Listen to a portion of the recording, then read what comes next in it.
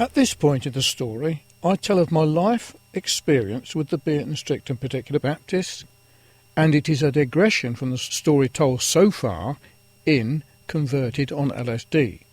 This part of the story is told in my book, Bearton Strict and Particular Baptists, also available from Amazon and in the audio series. Church anniversary services. During this time, I was able to take time out of work and attend the various church anniversary services, which were held by other causes of truth. And it was because I was working for Granada TV Rentals that it was a blessing, because I was able to take time out of work to attend the various church anniversary services in our area. Had I been working for C.J. Ward & Son, this would have proved impossible. I really look forward to these meetings and seeing the various friends of our church, and I often took with me some of the members of our church.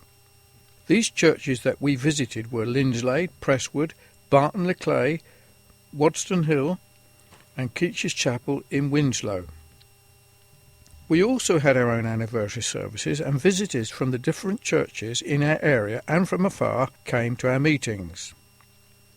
It was at our anniversary meetings that I learned not everyone was in favour of the Gospel Standard Articles of Religion.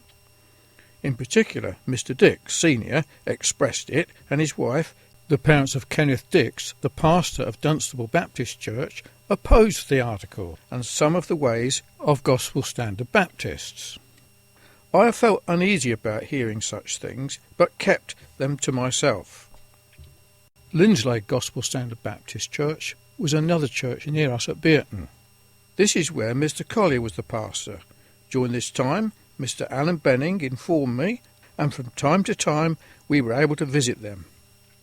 On one anniversary service, we went to hear Mr. Andrew Randalls, who apparently had been involved in the Brethren, and I could tell from his conversation that he was aware of the doctrinal issues of the day, and he had a very serious disposition.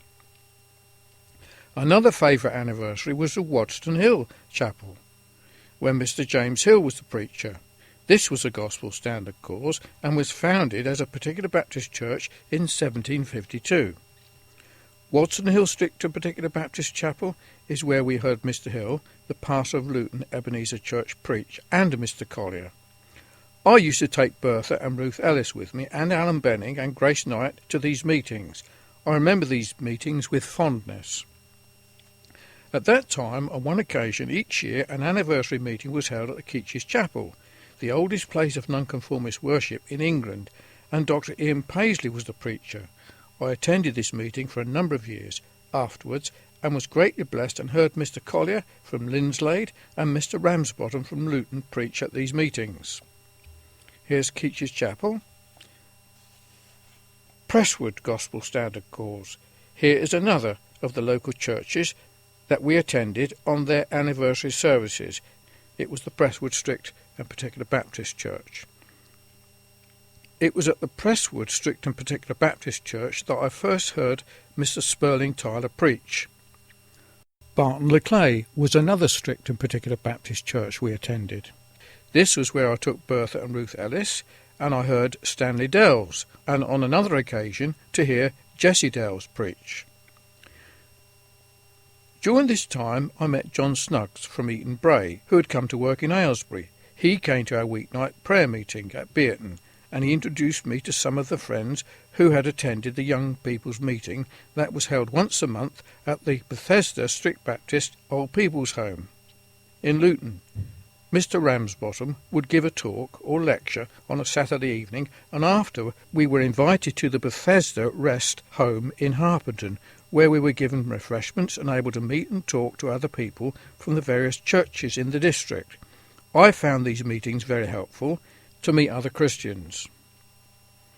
Excessive work and depression.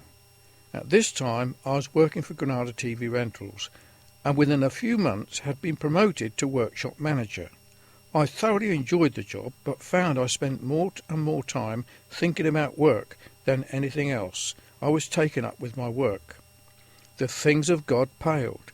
I went to the meetings, but I could not shut my mind off from work.